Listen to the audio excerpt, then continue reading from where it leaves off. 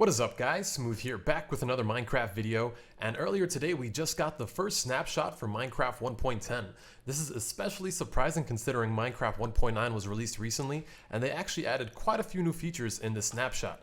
So I put together this little video to show you all the new features, so let's get right into it over here. So first up, we have some new mobs. The first one is the Husk. Now before I spawn it, let me tell you a little bit about it. They act like zombies, but they don't burn in sunlight. They're found in hot and dry areas, and they give 13 seconds of hunger when attacking players. So let's take a look at what they look like. There we go. So let's get a look at the front. So basically they look like different skin zombies basically, but again, let's go into survival quickly so we can see what the hunger effect looks like. So let's go game mode 0. There we go, and you can see I now have the hunger effect in the top right corner. Let's get back into creative mode and let's get rid of him quickly. So let's go diamond sword, boom boom, and it looks like they have a similar amount of HP as well. All right, so let's get to the next mob.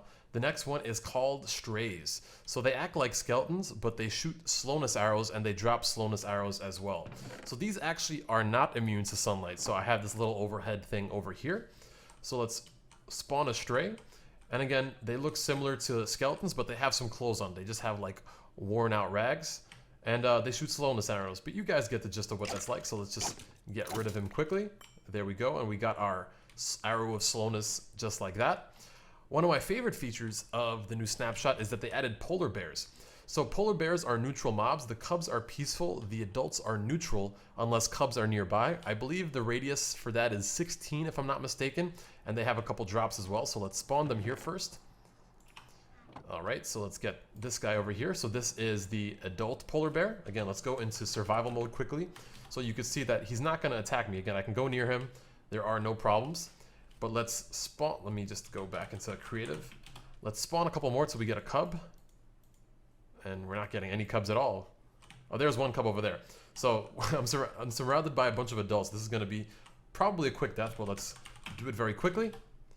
So you see, just like that, they all start attacking me. You know, they're all drawing aggro, and I need to get out of here very quickly. Oh boy. Oh, and they also go on their back feet when they're attacking. That's the other thing I forgot to mention. Let me get my sword back on, because I got my hunger really low. But oh boy. Let's see, actually, let me let them get one hit, see how hard they hit. Ooh, they hit really hard. All right, let me just die over here. All right, there we go. It says Smoothscape was slain by polar bear, so no special death message. But let's quickly go into survival, into creative rather. All right, there we go. So that's the gist of how polar bears work. Cool new little mob, and the drops as well. So they drop raw salmon as well as raw fish. Next up, they have a couple things that they added. So you have spawn eggs added to the creative inventory, and they have the entity ID aliases added as well. So before you couldn't get these in creative, it was not in creative rather, but in your creative inventory. So you can now spawn a cat, a wither skeleton, a skeleton horse, a zombie horse, a mule, a donkey, and an elder guardian. Nice little convenience thing for map makers and people that just kind of want to mess around. All right, next up we have some new blocks. So these technically aren't new, but they retextured them, as well as they're actually functional now in this particular snapshot. So again, you have the structure blocks for data, save, load, and corner. They also work a little differently in that I can just click this over here and go from data to save to load to corner in any which way I want.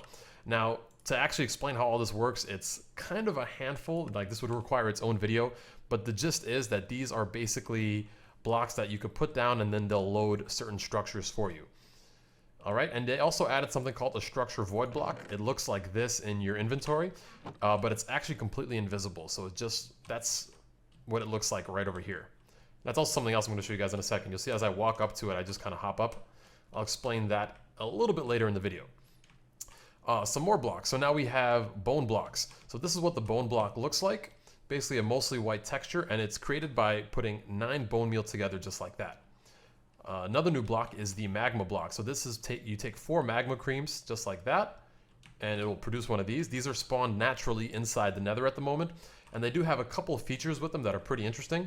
So let me get this guy out of here. So it does damage when stood upon unless you're sneaking or wearing Frostwalker. The death message it has is The player discovered the floor was lava. It removes water source blocks on top of it, and it emits a light level of 3. So that's the gist of it. Let me actually go into survival, and I'll get on top of it so you can see the death message. Unless the polar bear kills me first. Actually, let's go into... Am I in hard? Yes, I am. So the damage on this is actually pretty slow. It looks like it's roughly half a heart for every game tick that it hits you. And there we go. Smoothscape discovered the floor was lava.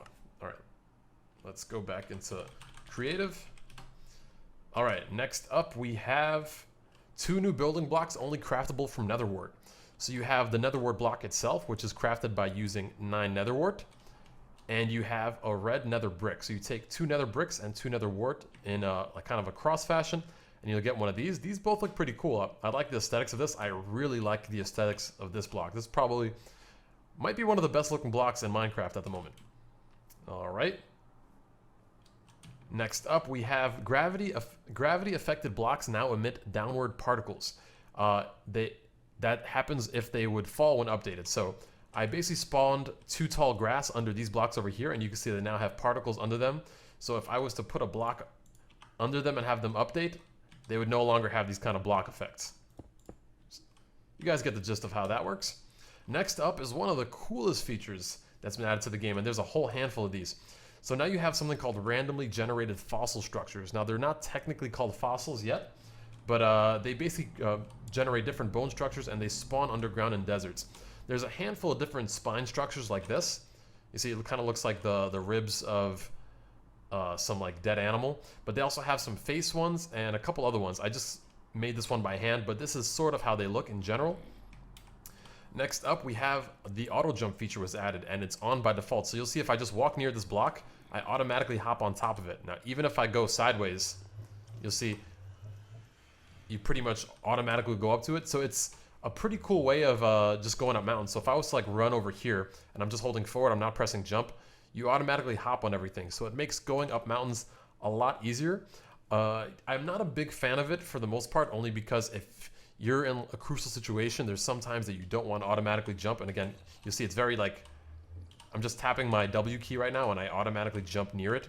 A little bit annoying for precision movements. So the way you would go to it is you go to controls, you see you have the auto jump feature right over here. I'm just gonna turn it off. And now you'll see if I walk near this block, I am no longer jumping. So again, I have to jump manually. All right, next up we have Enderman now spawn in the Nether. So let's quickly hop into the Nether. See if we got any. Yep, there you go. So you have a couple Endermen over here in the Nether. Not a major change, and I think it's not necessarily lore breaking because Endermen are like dimensional hoppers, which is why they're in the overworld. And from what I read, they're also not super common, so I think they're going to be similar rarity to what you would see them in the overworld. Kind of a nice little change along with some of the Nether blocks that were added. All right, next up we have mineshaft. So I'm going to show you these two in separate worlds because I couldn't find them in this particular world. But mineshafts can now generate on surface level in mesa biomes, which we'll see in just a second. And there's been a handful of village changes. Villages now have ports if they're on water. They now use path blocks instead of gravel on land. And there's a new generation style in taiga and savanna biomes. So first I'm going to hop into a new world and show you what the surface mine shafts look like in mesa biomes. So give me 1 second. So we're now in an above ground mine shaft that you see that is in a mesa biome. It looks a little bit sloppy, I guess because the terrain generation is still in the snapshot, so it's a little bit buggy, but this was ported over from Minecraft Pocket Edition, and I believe this is dark oak that they're using to create all these structures. Looks pretty cool. I mean, it's definitely nice to have these features above ground because I want to say it's much more realistic than them appearing in a couple other places that they would randomly spawn. But again, you can see over here, like, these things are a little bit glitchy. Pretty cool feature though, and I'm happy that they're adding all these subtle details. So let's hop into what a village looks like, a new village rather. So it took me a while to find one, but this is basically what a port looks like in newly generated villages. So if a village touches water, it'll basically spawn this nice little walkway and you'll have somewhere to go when you're near water. Anyway guys, that was the gist of all the updates added to the 1.10 snapshot. I hope this video helped you out. If it did, a like would be very much appreciated as it does help me out a lot, and subscribe if you want to see videos similar to this one in the future. This was Smooth and I'll see you all later. Take it easy, guys.